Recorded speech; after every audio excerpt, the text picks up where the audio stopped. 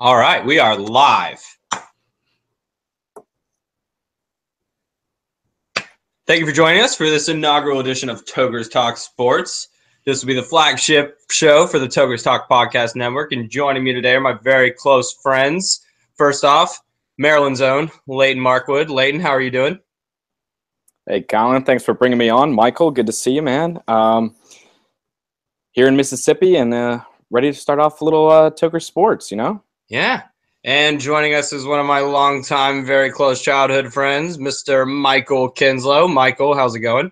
Happy to be here, man. Happy to be here. Got to represent the AFC West with the boys.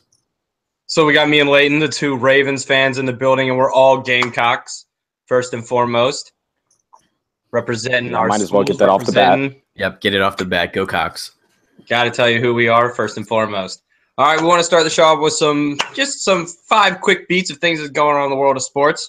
First off, Brian Cushing just today suspended 10 games for performance-enhancing drugs. Also today, Zach Randolph cuts a plea deal for just 150 hours of community service in a marijuana possession case. 100 pounds of marijuana for 150 hours of community service. Count me in. And also, Deshaun Watson taking first-team reps with the offense this week. Big news as them benching Tom Savage in the middle of the game. And we got some anti-NFL billboards in L.A. going up. L.A. maybe a little resistant to the new football craze coming in. And we also have John Bones Jones of the UFC stripped of his title and Daniel Cormier reinstated as champion. Leighton, what of those topics jumps out to you? I mean, it's tough to choose. I mean, all 5 really kind of are pretty exciting for just what feels like a random Wednesday. But I think the one that probably struck a chord with me would be the anti-billboards rolling up in LA. Yeah. I mean, what little I've gotten into it, looks like, San Diego Chargers, RIP San Diego Chargers, an old San Diego fan, invest about $10,000 into a billboard up in LA. Said, it was obviously anti-LA move. It was anti-Roger Goodell. I think it said NFL. I believe it said no fucking loyalty, if I'm not mistaken. Well, I mean, that's true. You've seen that. I mean, St. Louis up and move straight to LA, but they're going back in a way. But LA with the Chargers has no ties to LA. It's a pure financial move. They're not thinking they don't seem to take the fans as serious as they should in some of these situations, and that it seems to rub people the wrong way. When you take somebody's team away that they've been watching games every Sunday or Monday or Thursday or going to the games, and then you just suddenly take away that ability because they can't go to LA on Sunday from San Diego. I've never made the drive myself to San Diego to LA, but it sounds terrible if you would have to do that in a day. No way. So doing hotels and all stuff like that, they're not really taking the fans of San Diego into consideration. And I've never really heard of a Chargers fan from LA anyways. You usually just hear about the black and silver. So Raiders town. It's always about the money with this NFL. But besides that, Michael, what about those topics jumps out to you? I'm gonna go ahead and take a stab here at the Deshaun Watson taking first team reps. All right. So Tom Savage, my friends, Tom Savage. Did he have a bad game? Not necessarily awful. If you look at his stats, I believe he had something like 60 yards in the first half on like 7 of 12 completions. He did not throw an interception to my knowledge. He did not throw any touchdowns, but he did not necessarily have a bad game. If we're looking at it, he purely got benched for not scoring touchdowns and just kind of leading stale drives. I mean, people have been benched. This might be the least amount of anything somebody's done to get benched that I've seen recently. Well, and then you also have to put it in a situation, and I'm not sure exactly when Deshaun came in. I think it was around the third quarter that he was coming in. I believe he was right after half, yeah. Yeah. Do we feel like the game was out of reach enough for them to put him in that situation where a coach feels like, hey, we're far behind. Let's give the Rook a chance to take a stab at this. Maybe lead us back. I'm not sure it was that far behind at that point in the game. I mean, the Texans, yes, they were down. The Jaguars were up at that point 19-0, which is a sizable amount, but you get 2 touchdowns on the board in the entire second half. And I mean, that's already that's going to be a 5-point game. Yeah. And you still have the entire second half because I believe Deshaun came in, like we said, right after halftime. That's a lot of time in football to put points on the board. They did end up actually putting a touchdown up with Deshaun. He did seem to kickstart the offense a little bit. Whether that was the players rallying around the new guy or Deshaun making some plays with his legs where Tom I love Savage, that Clemson to Clemson connection with, there is a Clemson DeAndre Hopkins. there. There's going to be that favoritism. As much as it irks us, they've been pumping out those wide receivers. You got Martavius Bryant, you got Mike Williams, you got Sammy Watkins. You got if we want to go back, we can just keep going. Clemson's been putting dudes out for a minute. Yeah. So that connection is something that is probably going to keep happening, assuming Deshaun keeps taking these first team reps. And a quick little thing, does DeAndre Hopkins' fantasy value rise with Deshaun Watson playing as opposed to Tom Savage playing? I think it might actually do it. I think Deshaun will use him. I mean, every quarterback's going to use DeAndre Hopkins as an out. I mean, he's just that good. But I think Deshaun, they do have that connection, and I think it could be a very comforting spot for him to go with the ball in tight situations. Cool. Well, let's move on there, and we'll take a look at our NFL Week 1 recap. We won't take a look at every single game, but we're going to take a look at some of the games that jumped out to us. So, we're going to start, guys. Thursday night. It happened. Opening night. The Russian was cut. The Chiefs go into Foxborough and take down the champs 42-27. Leighton, are you building a shrine to Kareem Hunt for what he has done for the NFL people by taking out Tom Brady? I tell you what, I know we're going to get into fantasy a little bit later, but as a Kareem Hunt fantasy football owner, I am completely expecting 44 points from him every single week. If I don't get it, absolutely not going to take it. That's what you expect from an Andy Reid running back. You expect I tell you what, more fantasy. I'm talking Darren Sproles coming at you. If you step on the field day one, game one, and you break the yards from scrimmage from a rookie debut all the way back from 2003, Anquan Bolden, you can only go up, right? You can't decrease from that. And you played the Patriots. He did it against the defending champions who, if anything, their defense got better. They added South Carolina's own Stephon Gilmore to the roster to amplify it up. And what do? Trash him. Torch him. Tyreek Hill says, peace. I'm out of here. I'm running. I'm faster than all y'all. It doesn't matter. But are the who they're Chiefs missing right now? Real? Jones, they're missing Jamie Collins. And a fresh injury, they're missing Dante Hightower. That is a big one for their D. That is. So are the Chiefs for real? Or is this the Patriots starting to slip up? Michael? I'm gonna go ahead and say the Chiefs are for real. I mean, you look at the division, and yes, I am a Broncos fan, so I'm going to say the AFC West is probably the toughest division in football right now. But I mean, you look at it, there's no question. There was two years ago, there was 3 teams in the playoffs. Last year, there was two teams in the playoffs from that division. And I mean, it's a stacked division in terms of defenses. It's a stacked division in terms of running game, clock management, eat the clock away, long drives, and then play good defense. The Chiefs, they didn't just beat the Patriots. They dismantled the Patriots. And Patriots fans are going to say, oh, well, we have these injuries. And that's true. You can't doubt them on that. But I mean, they got embarrassed in their own house week 1, right after winning the World Championship. Well, we say that, and could it be the end of Tom Brady? Could this really be the beginning of us seeing that, dude, I'm 40 years old. I've won 5 titles. I'm going to stop you right there, Colin. I'm going to stop you right there, Colin. This is not. Okay. So, I mean, first of all, you look at the league-wide week 1 results, and you see a lot of disappointing offense, Patriots included. A lot of new faces out there. Cooks. Hogan's only in his 2nd year in the system. And obviously the big one, there's no Julian Edelman. No Julian Edelman. There's no Edelman, so you got Amendola, you got Cooks, Your twin. You Your got twin. Hogan. Take those glasses off. You're a young Julian Edelman. What all young white men aspire to be, Julian Edelman. Dude, I can get behind but Seth Rogen myself, but you know. That's fair. That's fair.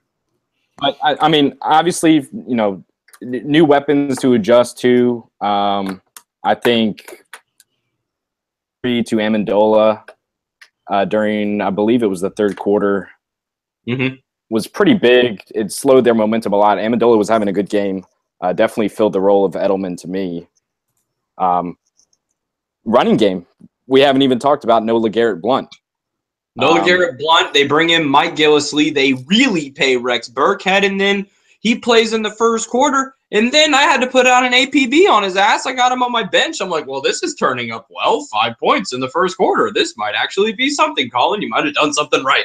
And then he's gone. But then we get a big dose of James White. James White is there. He is there he feels like he's out there on every possession, whether he's out there in the backfield, he's sometimes splitting out wide. They are using that man more than anybody else. And I think that if there's one running back that I would have to take out of that backfield, it would be James White going forward. Michael, what do you think? I completely agree with that. I think James White is, without a doubt, the head back in New England now. I mean, he had flashes of brilliance last year. I mean, there's a reason so many people drafted him in fantasy last year. Later on in the season, when he was just pulling weight, switching it up with Blount. So I would definitely say he's the top back in New England right now. Layden, your closing thoughts on Pats and the Chiefs? I guess closing thoughts on that game, and I think this is probably the biggest takeaway of the entire game. Ali beyond 10 yards. Say that one more time. Can you believe it? Can you believe it? Alex Smith can throw football beyond the sticks. He can go further than 10 yards. That was impressive, and he did it. Basically, 3 passes of over 25 yards. He has to ask Tyreek, where do I have to throw it, and how? Like, can I just throw it this far and you can catch it, or that far? Like, that's all I have to ask. But we'll take an end on that one, and we'll move on to the other game another game of this weekend: Steelers and Browns. Steelers going into Cleveland, winning 21-18. But what I want to talk about the Steelers first, I want to bring up the rookie Deshaun Kaiser. The kid looks good. He looks like he has a calm presence in the pocket. Even when things break down, he scrambled out well, got out of bounds, didn't do some stupid Cam bullshit where he's trying to run in and save the whole team by running across the middle for no reason.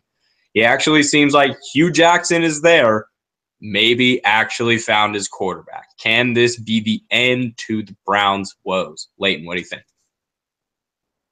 Well, a few takeaways. Look at the final score right off the bat. 21-18, 3-point game. I was thoroughly impressed by the Browns. I've been impressed by what they've been doing in the offseason with the draft and with free agency. And Kaiser, you're right. He looked very, very comfortable. And all we've been hearing this offseason is how much the Steelers' defense has improved. You know, they've added Joe Hayden. They've added the young gun, TJ Watt. And what did Kaiser do? He went, I believe, 20 for 30 or something of that accord. It was somewhere north of 200. 222. 22 of 30? Even better. 20 of 30 for 222. 20 of 30 for 222 in your first game. That's pretty good. Didn't want to touchdown through the air, touchdown on the ground. And he did all of this with no run game from Crowell, no carries from Duke Johnson. I was impressed. I'm on the bench. I'm worried.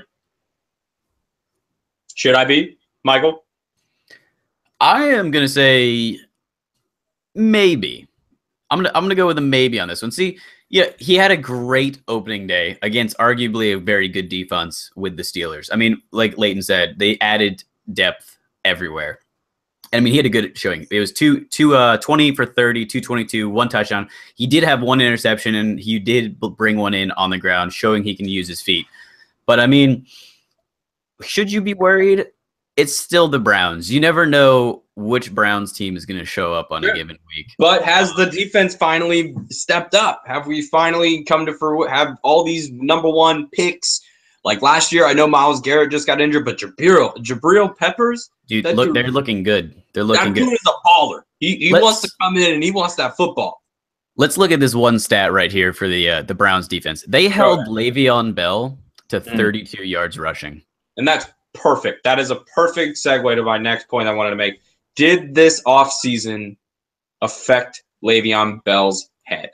Did the whole distraction that he had in the offseason, everything going on with his contract, does he want it? What's going on there? Is this an instance where a top player proves that the offseason can get to you? You have to be regimented. You can't. It doesn't matter whether you want more money, because now your performance is going to suffer because you weren't at training camp. You weren't taking reps with your teams when you should have been because you just wanted more money.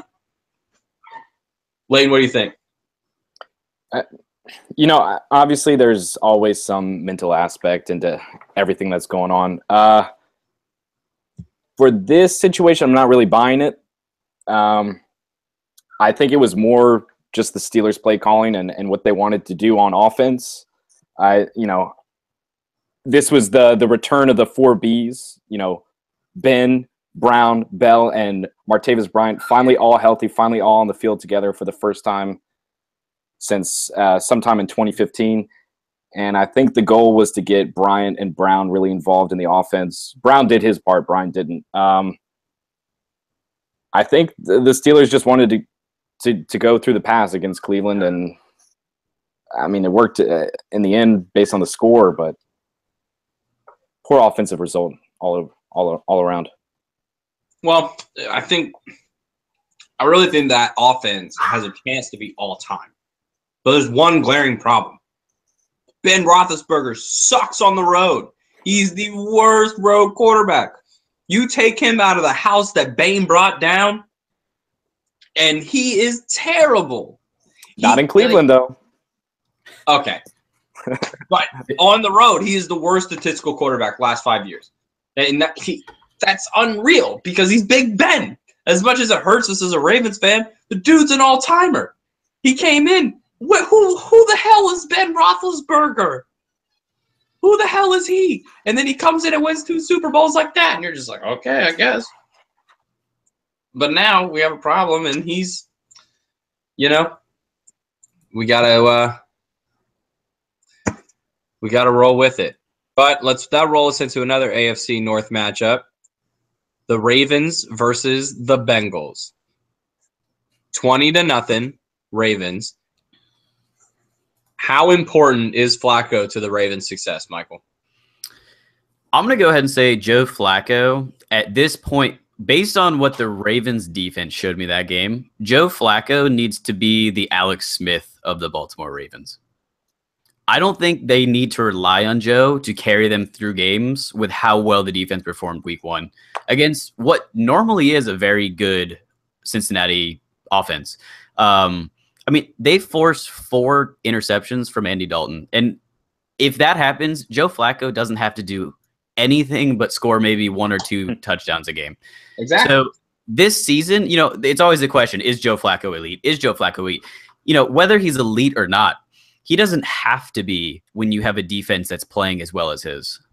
And you find it this offseason was great. Adding Tony Jefferson to an already stacked secondary with Eric Weddle, Jimmy Smith, Ladarius Webb. I mean, come on. Now we got heavy hitters, dude. This team is coming. That defense is looking all-timey, and we look like Alabama from the last 5 years. We got Bowser. We got C.J. Mosley. We got who was that? Tim Williams. I mean, come on. And even somebody I love who's really underrated on both defense and special teams for the Ravens, Kamale Correa out of Boise State. That guy loves to play football, and he loves to just hit someone. And when he does, woo, it's coming at you. But did the Bengals just have a bad week? Leighton, are we crazy? Is AJ Green, Jeremy Hill? I mean, come on. And now they got Joe Mixon. I hear he's got a mean right hook. But, is this Bengals offense for real? Or is this just a bad week? Obviously the two of us are going to have a little bit of Ravens bias today, but I think it was a combination of one of the better defenses we've seen in a few years, probably since the Broncos a couple of years ago. I think that's what the Ravens are going to look like. And then just an ineffective offensive line. Cincinnati has a couple new guys on the line. No Whitworth, who's been there for feels like 30 years. Yep. And then the receiving core outside of A.J. Green looked brutal against these Ravens corners. And A.J. Green was held to 64 yards. 74. Yeah, and most of those came on one drive alone. I believe he had 3 straight catches. I believe you did. I think you're right on that one. And that's even crazier that you have Marvin Lewis, who's been there forever. But is this now the time for them to start thinking, man, do we turn it over? Is this time? Is it time to get Andy Dalton out? Is it time to fire Marvin Lewis? Is it finally time to bring in some new blood? Well, here's the thing that jumps out to me. Tyler Boyd is supposed to step up this year. Brandon LaFell, second year with the team. Tyler Eifert, who's recognized as one of the young up-and-coming tight ends in the league, for 5 catches and 40 yards. That's not going to do it. Those are the numbers that stood out to me, man. And at home, that's not going to do it. You can bet your ass on the road that ain't going to do it either. That's not going to beat anybody. So, quick predictions, guys. Just throw a couple things at me. I think the Ravens and the Steelers make it out of this division into the playoffs. I think that's a fair assessment. But if I had to pick one, non-biased, who would you pick, Layden? Before the season started, I would have said Steelers are going to take the division. But what I saw this weekend, I think the Ravens are actually going to take this division, about 11 wins. Steelers are going to be right behind them. It's going to go down to the end, but I think Ravens are going to take this AFC North, and Pittsburgh is going to be the wild card team. Michael, how about you? I pretty much completely agree with what Layden said. I definitely would have picked the Steelers, just blind prediction before the season. After the Ravens' defensive performance week 1, I'm inclined to go with them. I am going to put an emphasis. Danny Woodhead is out for a foreseeable amount of time. I'm not exactly sure. Last time I checked, it was 2 to 3 months. So assuming Terrence West and Allen can keep that run game going. West had a decent day. It was 19 carries for 80 yards. If the run game is there, they'll be fine. I think the Ravens will be able to take it. They can, grind the ball 7 times in a row on one drive. Yeah. I mean, if they can grind clock and then lean on that defense, I think that the Ravens can take the division. Awesome. Yeah, let's move on to let's do the LA Rams and the Indianapolis Colts. The Colts go into LA, lose 9-46. Guys, how in the fuck did the Rams score 46 points? Michael? Well, one way you put that many points on the board, Colin, is 2 pick sixes. That is one way to put points on the board. And a safety. It looks like it was the same pass. It looked like when he threw those balls. It honestly could have been the same pass. He played twice. He waited for a guy to come on a comeback, and the corner just picked him off. He's like, what is this, Pop? Like, come on. That is one way to put that many points up very quickly. And I'll tell you what, the Colts, they are missing Andrew Luck right now after that week 1. That was a brutal game. Man, not even Andrew Luck can save that football team. Well, let's see where do the Colts go from there. Because if anything, it just proves that Andrew Luck is the most valuable player in football. There's no doubt about it. How in the world he took that franchise to an AFC championship game because I don't know of anybody that's come away from the Colts that's been amazing, that's gone on to some other team since he's been there. T.Y. Hilton's been there the whole time. The only one I can think of is Dwayne Allen and Kobe Fleener, but they aren't exactly studs. How in the world is this team could be beaten by Alabama?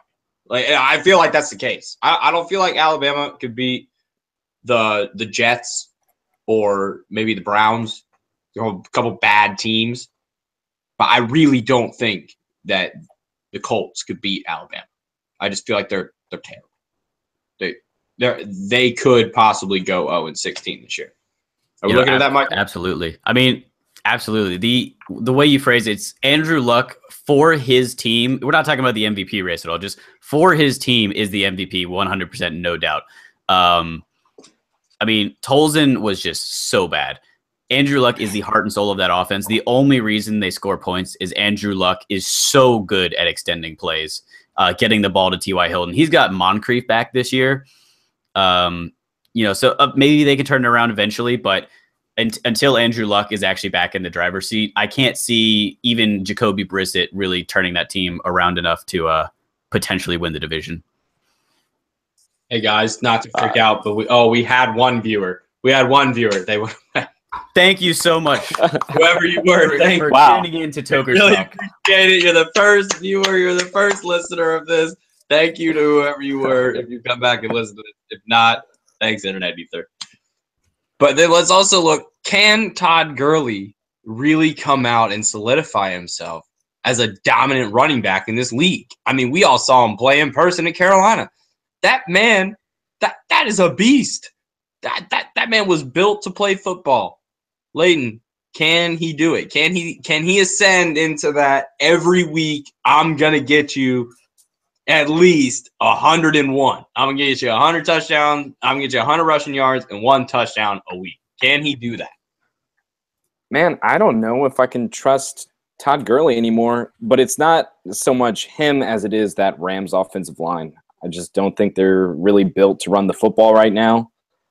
I think they did what they needed to against a terrible Colts defense, and they did what they needed to do to get Jared Goff going, and that's those short routes, anticipating where his receivers are going to be. Goff looked good, man. He played with a lot of confidence, and Gurley, for the most part, just kind of ran into a whole lot of nothing.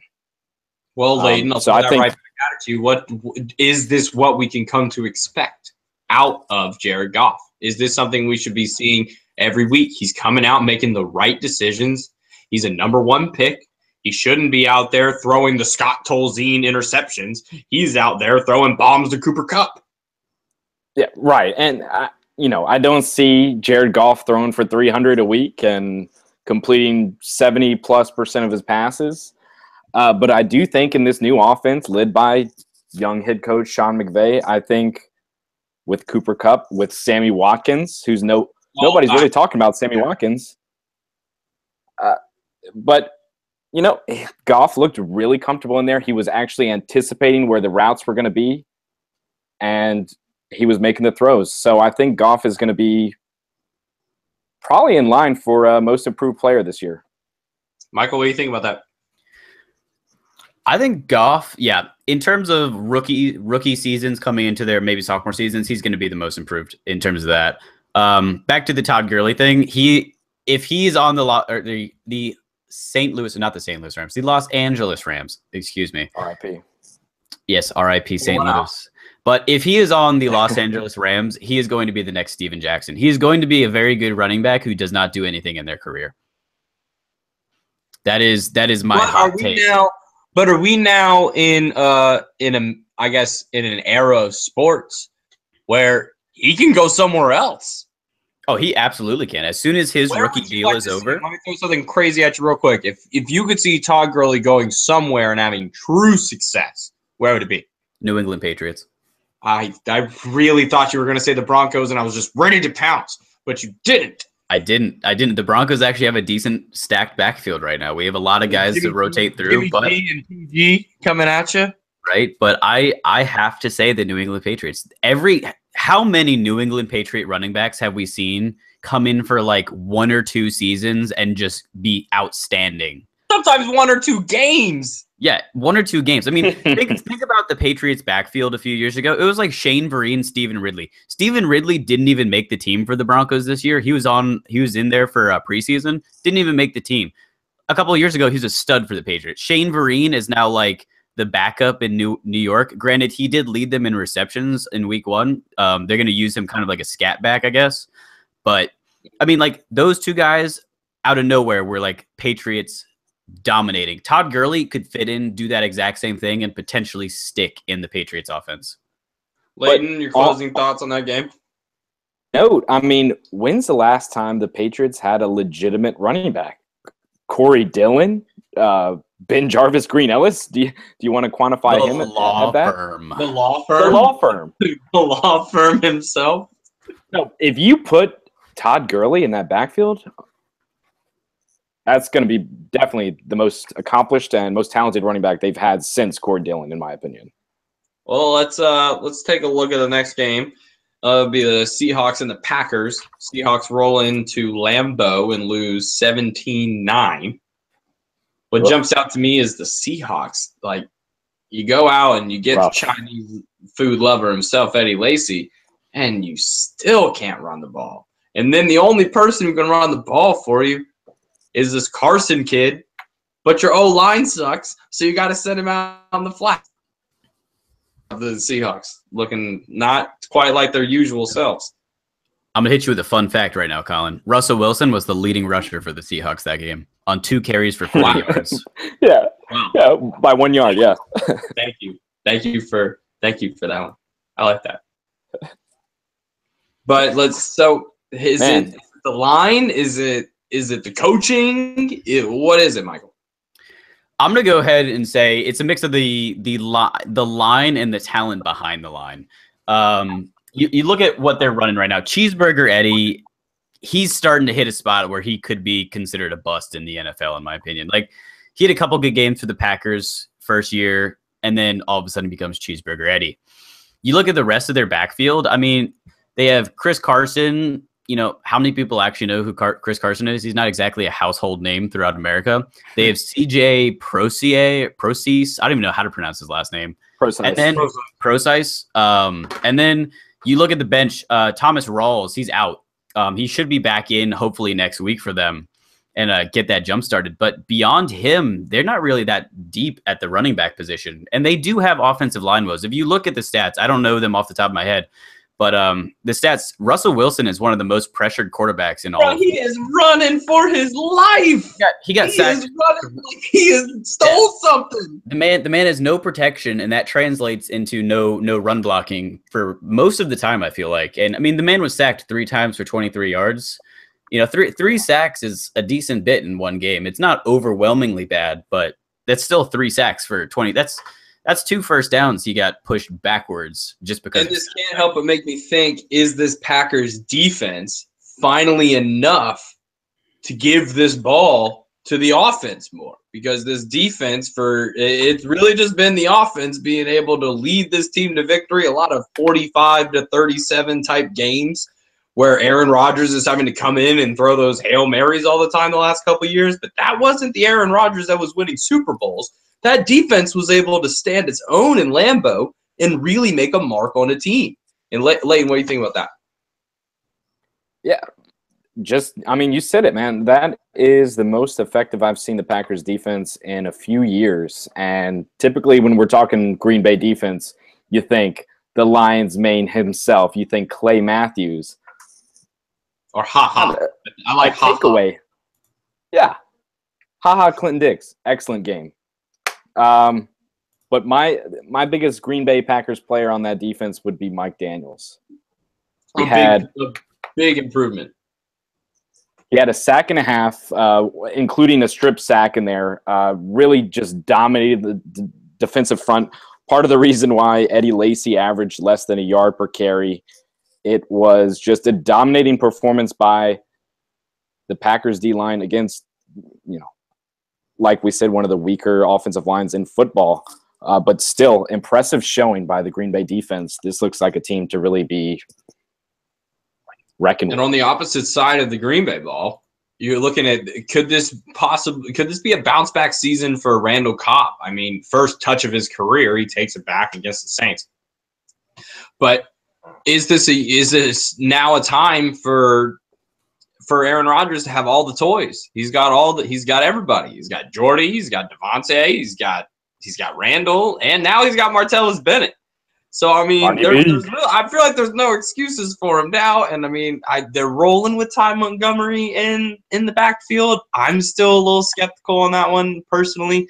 The transition, he doesn't quite seem like he's beefy enough to me to really slip in between the tackles. Michael, what do you think about their offense this season? The Packers are an air raid offense. They are absolutely going to be airing the ball out. Ty Montgomery actually had an okay showing for week 1. Did touch the ball 19 times for 55 yards. He did get a TD. His long of the night was only 8 yards, though. That's not, he wasn't breaking too much, but he did enough to move the sticks when they needed to move the sticks. Right. But like you said, he's got Randall Cobb, Jordy Nelson, Martellus Bennett to throw to right now. They are stacked at the wide receiver and tight end position. I mean, you're talking, is it a bounce back season for Randall Cobb? I think it's not so much a bounce back season. I think it's just the fact they have so many weapons. He's going to be underlooked for how good he actually is.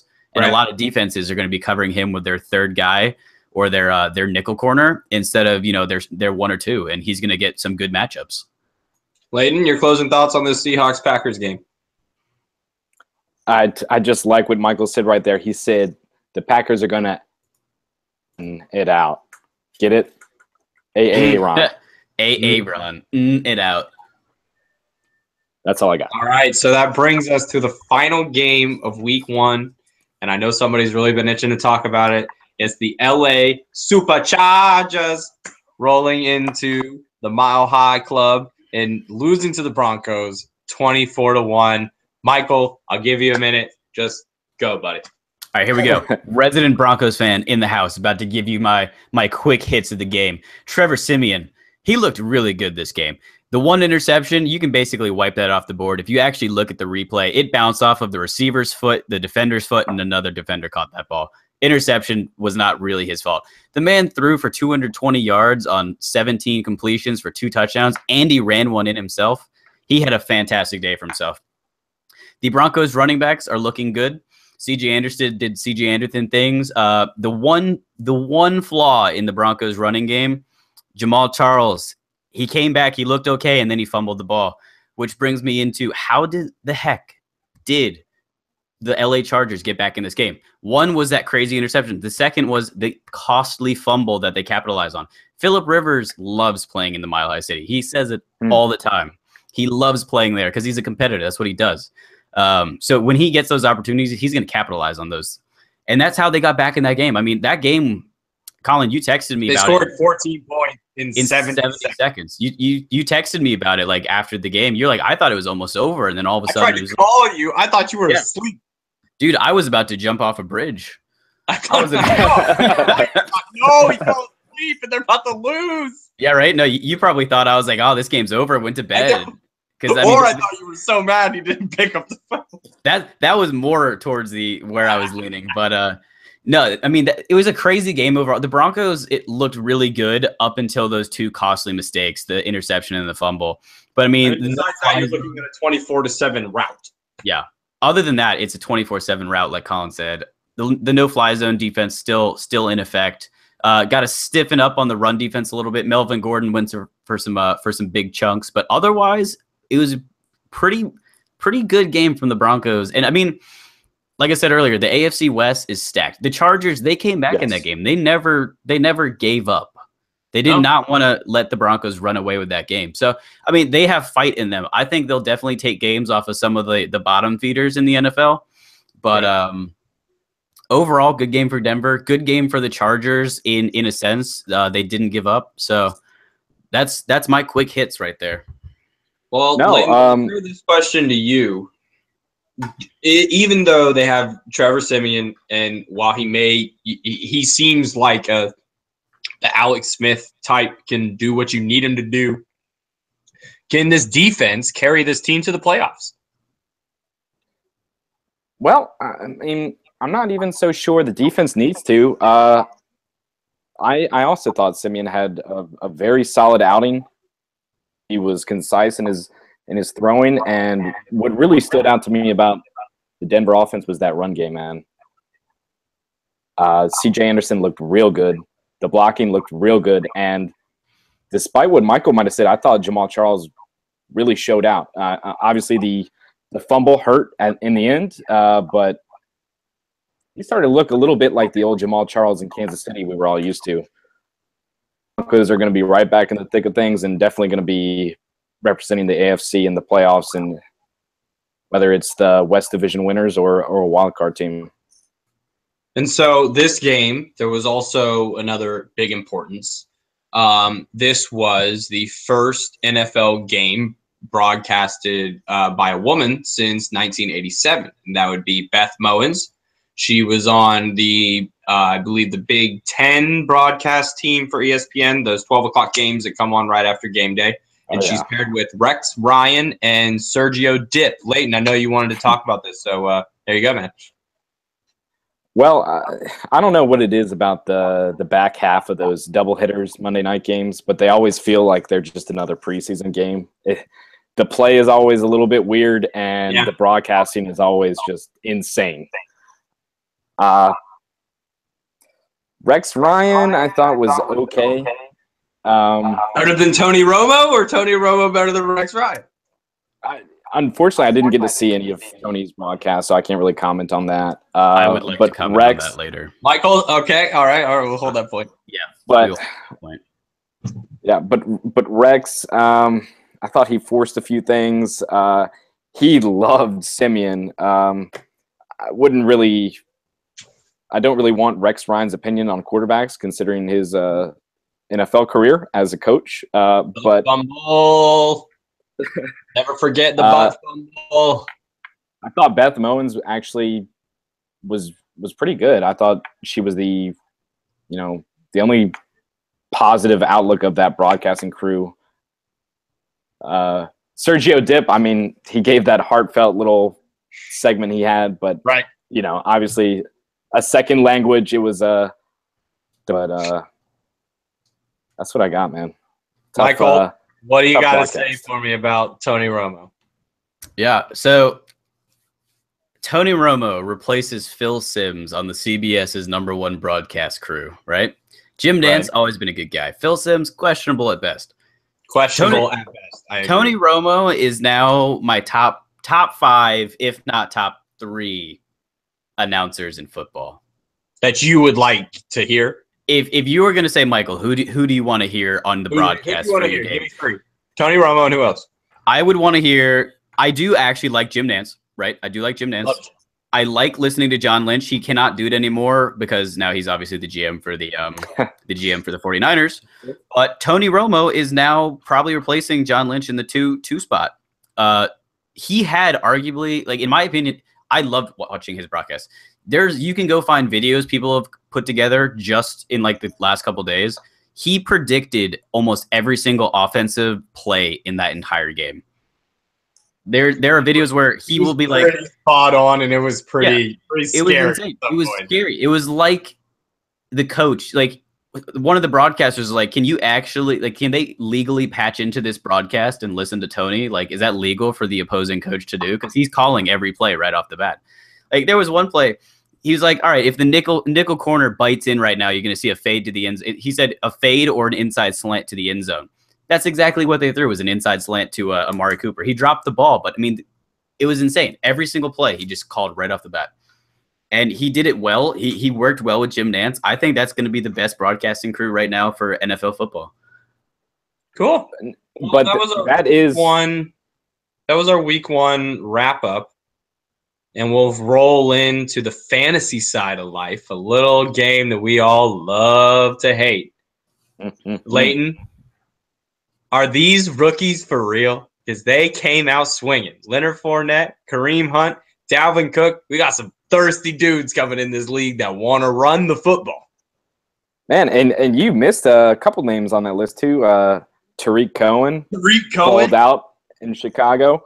And despite the Colts' offensive woes, I thought Marlon Mack had a solid game. Really should have had 2 touchdowns. A good pull.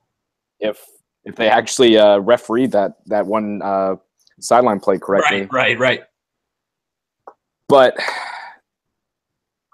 I think it is, man. It's the year of the rookie running back. Cook looked awesome.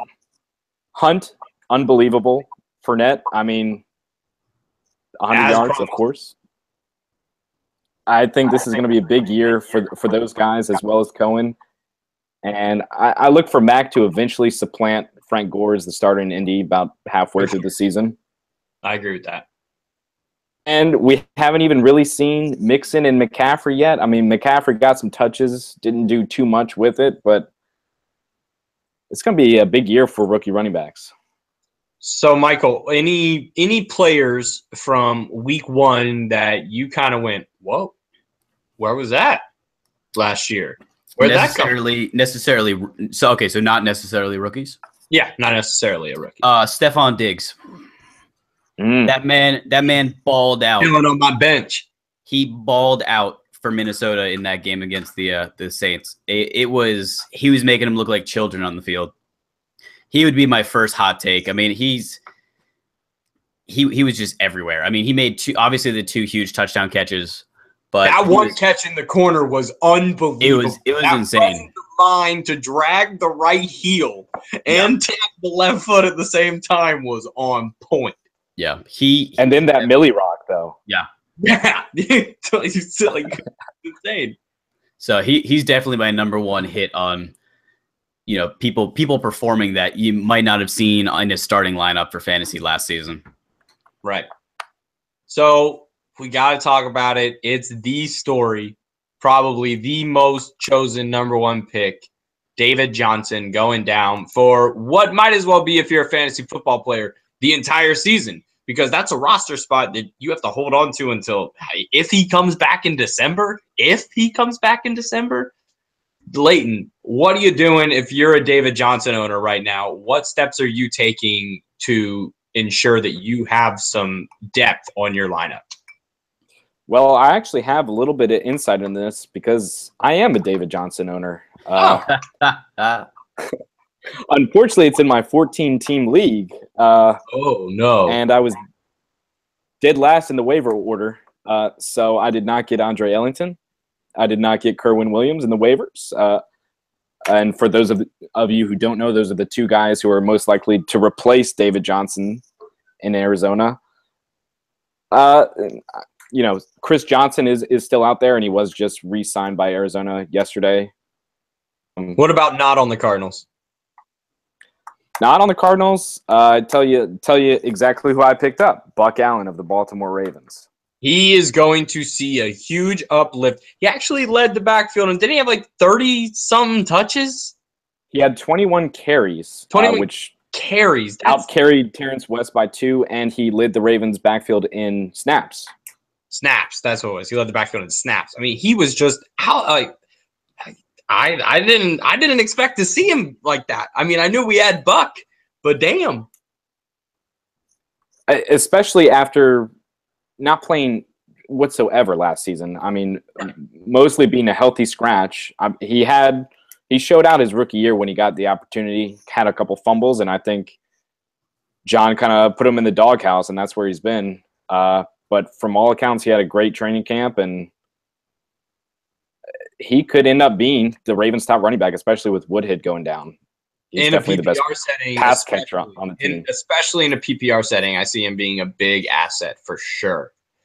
So I kind of had a topic that, we've had some conversations in our friend groups about different ways people get ready for the fantasy football season. But Mike, I'll ask you this question. How much prep do you put in for the draft in the off season for your fantasy football league? Personally, I only put in minimum hours. I don't lose sleep over any of these picks. I don't lose sleep trying to figure out this, because it's, no matter how many mock drafts you do, no matter how many stats you have in front of you, you never really know how that draft is going to go. Because I mean, who it was Jay Ajayi fell to you, Colin, in like the 4th round or something like that. Babe. Yeah, in our draft, in a lot of leagues. The 3rd pick of the 3rd round.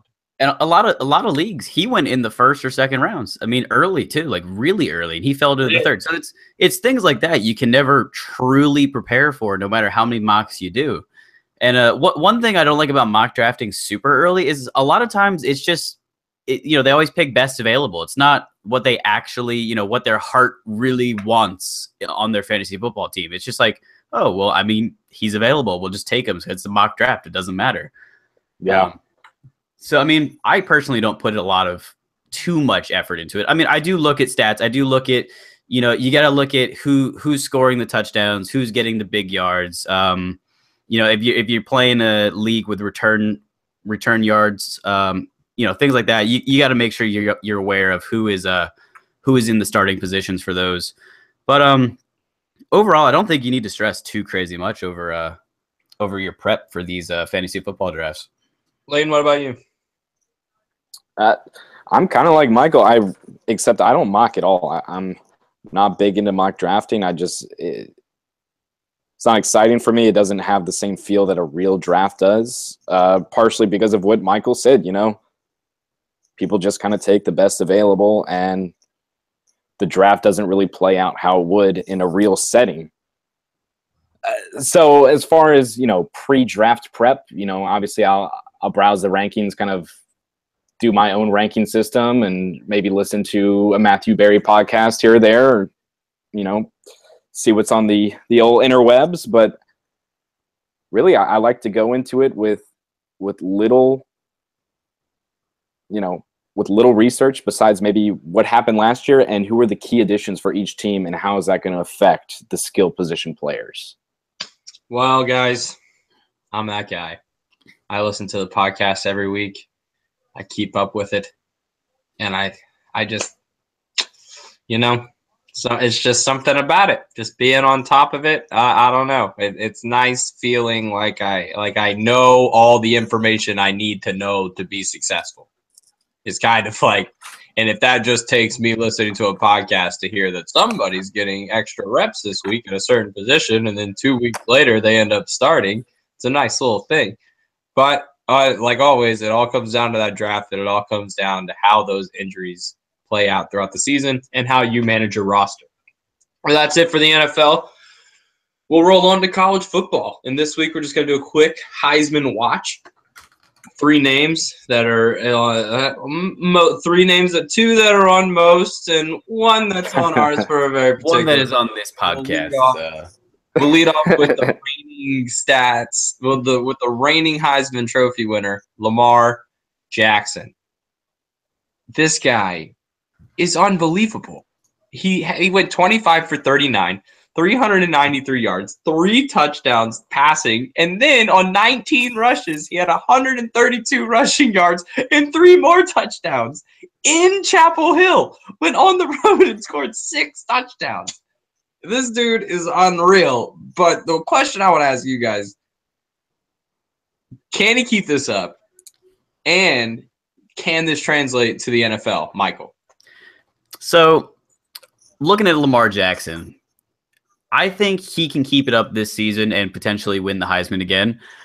If you look at his season ahead, this week, actually, on Saturday, I think they're going to get steamrolled by the Clemson Tigers. As much as I hate to say it, I think Clemson's defense is going to steamroll them. I believe Clemson beat them last year. Yeah, they did beat them last year. But yeah, the rest of the schedule, Kent, Murray State, then they play NC State, who South Carolina we beat, relatively handily. Then they got Boston College. FSU's defense is going to be another challenge. But beyond that, it's Wake Forest, UVA, Syracuse, and Kentucky. I mean, they're not exactly playing against Alabama every week. It's these defenses. He's going to be able to pick these defenses apart, aside from Clemson and Florida State. So can he sustain it for the Heisman watch? Absolutely. I think he can. You take those 2 weeks out, I think he's still going to be a front runner compared to a lot of people. Does it translate to the NFL? That's the big question. It worked out pretty well for Cam Newton. Did RG3 work out? Not so much. You look at Denard Robinson. You look at other Heisman Trophy winners. Jameis, he's in a pretty good spot right now, but he's definitely a more pocket heavy quarterback. Johnny Manziel. He knew how to translate. He translated his game very well. He's more of like he's the athletic Aaron Rodgers. He knows when to scramble, unlike Cam, who feels like he's being chased like he stole something all the time. Yeah, absolutely. But I'm saying, you look at these quarterbacks. Let's put it in more of a sense of the quarterbacks like Lamar Jackson that have won the Heisman. So we look at Tim Tebow, we look at Cam Newton, Johnny Manziel, Robert Griffin III, and then I would say Marcus Mariota could fit into that category with the way he ran at Oregon. Yeah, I would agree. So you look at that list of quarterbacks. The only one who's really successful so far in the NFL is Cam Newton. Now, Mariota, I would say, is better than the other ones on that list. Obviously, RG3 is not starting. Manziel, I don't even know if he's on a team right now. Not. Tebow obviously is looking to get into the CFL, actually. Yeah, Tebow obviously is, broadcasting and attempting baseball. His style of quarterback is proven over and over and over again to not be successful in the NFL. Mariota is still to be seen. He could be another outlier like Cam Newton, do really well for himself, especially if Tennessee keeps building that team up. Because, Tennessee this year they're going to be a lot better than people are thinking they might be. But overall, that prototype that Lamar Jackson is, it doesn't really translate that effectively to the NFL in the long run. Leighton? I think I'm going to piggyback off this. I think there's one name who really sticks out to me in terms of NFL comparison for Lamar Jackson, and that is Michael Vick. Oh, that's a good one. I did not think about that one. Mike Vick and Lamar Jackson are the same type of player because what I don't think you guys are talking about in Lamar Jackson is his pure arm strength and ability to throw the football. It's definitely there. This guy can launch the fucking football. There's no doubt about it. He's got an ability to make all the throws that are necessary in the NFL, and he's got the speed and the awareness to get out of any situation. I think Lamar Jackson is going to translate into the NFL, and as long as he can stay healthy and make the right decision outside of the pocket, unlike RG3, unlike Johnny Manziel, I think he actually does have a solid future in the NFL. And let's look at his rival for the Heisman Trophy, in my opinion, this season. Baker Mayfield goes into Ohio State, goes 27 for 35, 386 yards, 3 touchdowns, and he planted the fucking flag. And he plants the flag in the O. Boom! That's the Heisman play right there. That's your Heisman moment right there, buddy. That's what you dream for. If I'm a Heisman voter, think by law. Go ahead, Leighton. I think by law, if you plant a flag on the O like that, you're actually the mayor of Columbus. Oh, man. Can we go into his Wikipedia page and make him the mayor of Columbus? Somebody get on that. Somebody's got to get on that. Somebody, one of our listeners will hopefully get on that. Yeah, the one and only. So, well, Michael, do you think that Baker Mayfield can do this? Do you think he can take Oklahoma far enough where it's like, damn, just give him the Heisman? Because when we look at Louisville, you're saying that you see them at least losing 2 games. So when you see that plays an effect into the Heisman voting. You don't see a guy on a 9-win team winning the trophy. So can Baker be on that squad? Baker can absolutely be on that squad. He does have a much more difficult schedule. I don't have the actual strength of schedules up. But the Big 12 in all sense is more difficult than the ACC this season. Absolutely. And Lamar Jackson doesn't even play like most of the ACC. He's got a lot more cupcakes on his schedule. You look at this one. They already beat OSU in their house. They still have to play Baylor, who, you never know which Baylor team you're going to get. They still have to play Indiana State. They've got Texas, who did not look very good, to be completely honest. But then back end of the season, you're getting back into ranked opponents. You got Kansas State at number 18. You got Oklahoma State top 10. TCU number 20. Oklahoma State did look great. TCU top 20. And then you got West Virginia. They might not be ranked right now, but West Virginia always plays the hell out of people. They will come at you, those Mountaineers. That is one school that you always have to be afraid of. So his schedule is much harder, but the way they performed in that game in Ohio, I can't see them losing maybe more than to the Oklahoma State game at worst throughout the schedule. And I bet he puts up the same numbers throughout, even better numbers against some of the weaker teams. Well, that brings us to our last boy, South Carolina's own Deebo Samuel. Guys, can he do this? Can he be the one? Will he bring the Heisman back to Columbia like his great forefather George Rogers before it? Leighton, Please tell me that he can do this.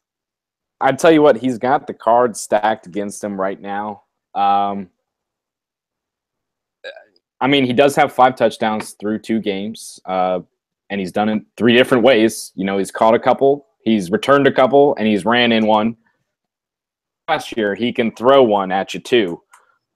So he's kind of like Pharaoh Cooper like that. He can do anything on offense. True. And the man is averaging over 25 yards per touch if you factor in his returning. That's insane. It's actually crazy. That's insane. The only downside I see is he's not getting as much work as anticipated in the passing game.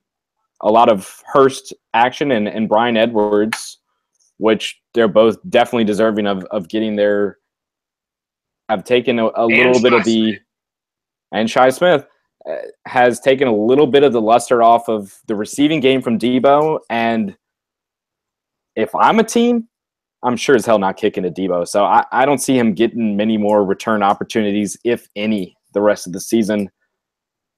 So it's going to be on maybe some Wildcat offense and a lot of receiving yards if he's going to stay in the conversation. Thanks for walking me off the ledge, Leighton. I appreciate it. Michael, what do you got? Pretty much the exact same thing. I mean, the dude right now, besides he's got the 5 touchdowns, he only had 6 touchdowns the entire season last year. If you did not have that stat, well, he had 6 rushing Debo had 6 rushing touchdowns, 1 receiving touchdown last year. This season he's already pretty much matched that. He's got 5 on the season versus 7 total last year. But he's only got 10 receptions. He's got 10 receptions this year, only 2 rushing attempts. Granted, he's averaging 15 yards a rush with those 2 attempts and 12, almost 13 yards a catch.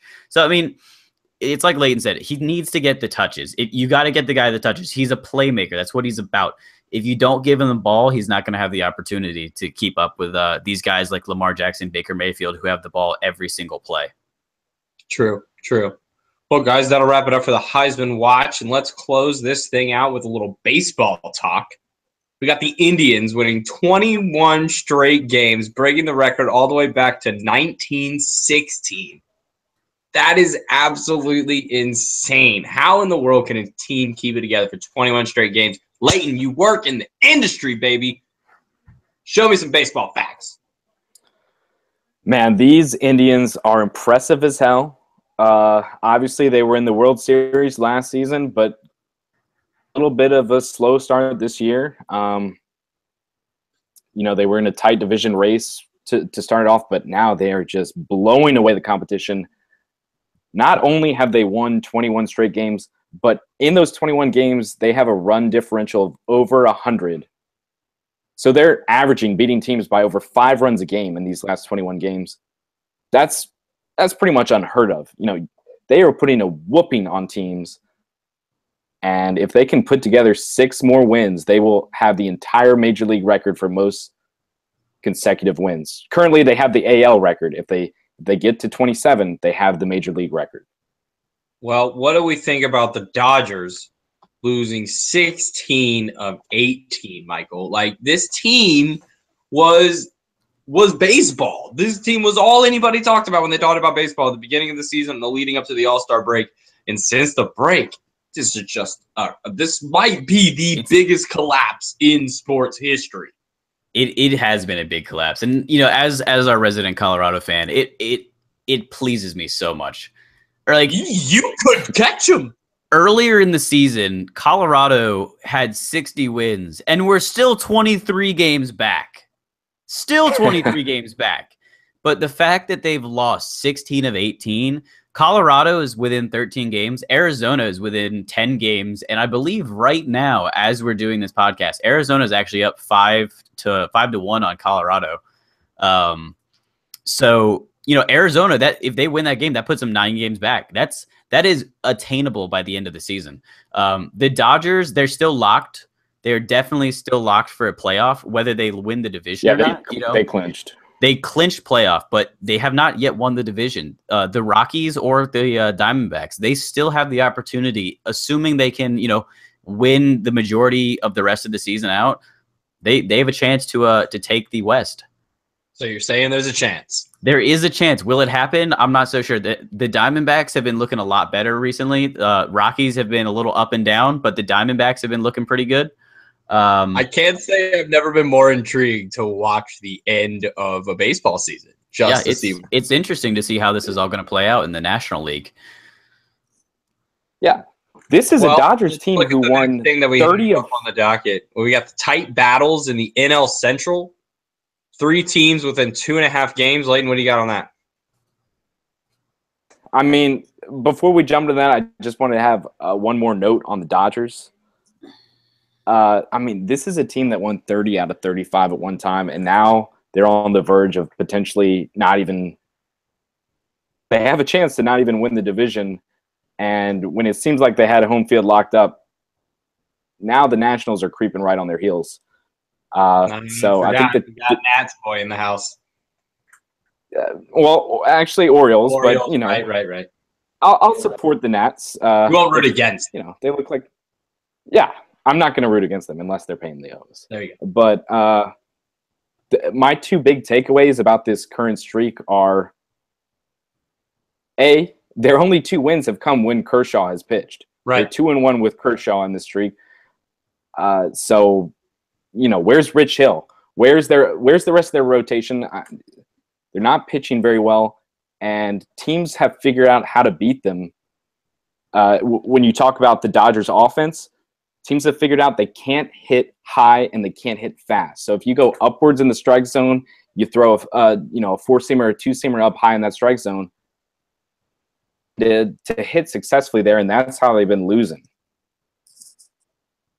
Well, but for the NL Central, to see what happens to them. Like it wouldn't surprise me in the least bit, though, that this team gets in. They're in the playoffs. Right? They clinched. So they're in. I mean, but does any team want to play the Dodgers, though? I mean, you think about that. Like, what team could regroup together better than the Dodgers for a late season run? Well, it looks like maybe they're back on that, because obviously they won yesterday, which they had lost 11 straight before that victory, and as we're speaking now, they're up 2-0 in the bottom of the 4th against San Francisco. So maybe the Dodgers have turned it back around. But once we start talking into the NL Central and really the tightest race, the only real division race that it's really going to come down to the wire. I mean, you got 3 teams within 2.5 games of each other. You got the Cubs, last year's World Series champion, had a real slow start this year. You got the St. Louis Cardinals, who you can never count out no matter what. You know, they've won 3 World Series in the past 7 years. Crew. Damn. Who surprisingly, my only takeaway from the NL Central is that unfortunately it looks like only the division winner is going to make the playoffs, despite how competitive it is. Right. Because you've got the Rockies playing at such a high level, and you got the Diamondbacks playing at such a high level. And what do we think? But that's going to be a fun race. AL second wild card, Michael. The AL second? Yeah. Let's see. Who's sitting in it right now? We got Boston, Cleveland, Houston. Right now it's the Twins. Yeah, the Twins are the second right now. And I mean, you look at that spot, the Twins have 70, 75 wins on the season. So you got Baltimore, Tampa Bay, Kansas City, LA. They're all 3 games back from that last spot. That's insane. Even Seattle and Texas are both 4 games out, I believe, from that last wild card spot. Wow. That's for one final spot, having, what was that, about 7 teams all within 3-4 games with, a decent amount to play in the season. That's a tight race. I mean, that could go almost anywhere. There's all of those teams are so close together. One game here or there means a lot. And you know what it kind of reminds me of? It reminds me of the old NFC West. Oh, yeah. Where it was like the team who made the playoffs was going to be 7-9, 8-8. 8-8. Yep. It's just going to be they just beat each other up, and somebody's going to limp in all tattered and bruised, and they're just going to come in and get whooped by somebody who had 11 wins, but they were in the division with somebody who had 13 wins, and they're just going to come in and stomp you at home. What was that? The freaking quality like of 7 those and 9 teams. Yeah. Oh yeah, go ahead. I was gonna say like it's like those 7 and 9 Seahawks coming in and beating the Saints in the playoffs because they had home field against the Saints. Insane. It's insane. It's crazy. But yeah, I think Layton had a good reference. It is just like that division.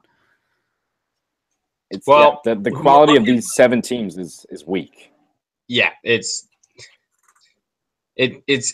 just so when the battles get that close, and then you have teams who are really slugging it out like that, and then they just can't hang with the boys. Once you get into that wild card game, you're just like, all right, one game, let's do it. Oh shit, we just wanted to get into this thing.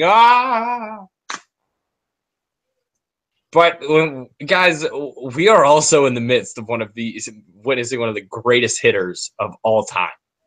Giancarlo Stanton, 7 home runs away from setting the record for most home runs without a steroids link. That's 54 home runs he has right now. This is not normal, right, Layton? I've never seen a hitter like this in terms of my, mature baseball viewership. Obviously, I saw Bonds back in the day, but as a real baseball watcher now, this is something really impressive that we're watching. Hopefully, Stanton avoids all steroid allegations and links because this is something real special, and we haven't seen anything like it since Roger Maris. Wow. With his 61. Michael, is this should we just expect this every year, or is this just one of those things where he's putting it all together at the right time? This is a one in a lifetime season, in my opinion. Is he going to hit right now? He's at 54 right now. Yep. Is he going to hit that every season? Absolutely not. I mean, I don't think that's a sustainable statistic. You want it to be because that just makes baseball that much more fun to watch. But can somebody actually keep doing that season after season? I'm not sure if that's actually attainable. Well, guys, that was MLB, and I'd like to really wrap up the show with asking you guys one thing that you're looking forward to this week in sports until the next time we meet. Layton, what you got? I think I'm going to make the rest of this podcast pretty happy when I mention this, but Saturday night, the Gamecocks have their home opener against the Kentucky Wildcats. It's a blackout game, so let's go Cox. I will be on the sidelines for that game. Look for me. I will be there. You're welcome, Colin. Michael, what you got for me? Dude, all right. We're going to have to go with – I'm going to stick on the Lamar Jackson train. We're going to see how he does against this Clemson defense. I'm assuming that's where game day is going. I don't see any other bigger games – better. I don't know why you wouldn't. I would assume game day. I believe it's a home game for Clemson, so they're going to be up in Clemson, South Carolina. I'm going to look for Lamar Jackson to improve prove himself against a legitimate defense in college football. Well, I'm going to throw out what you guys probably won't see coming, but I am looking forward to the Canelo Triple G fight on Saturday night. I've got the boxing fever after watching Mayweather and McGregor go at it. And then somebody was like, oh, but wait, the real boxing match is coming up. I'm really looking forward to seeing somebody get knocked the fuck out. Later. I'm excited for that as well. Well, guys, that was it. That's the first run of this Tokers Talk podcast. Us on social media, on Twitter, on SoundCloud, at Tokers Talk Pod, TokersTalkPod. Colin, at @the_C Morris. Layton, where can people find you? You can find me on the socials at Layton Markwood, LAYTON. Markwood, just how it sounds. And Michael, how about you, bud? You can find me on the Twitterverse with the hash or the Twitter name at Chunky Taco, capital C, capital T. Well, guys, come back next week where hopefully all our teams win again and we won't be in a shitty mood. Thanks. This was fun, guys.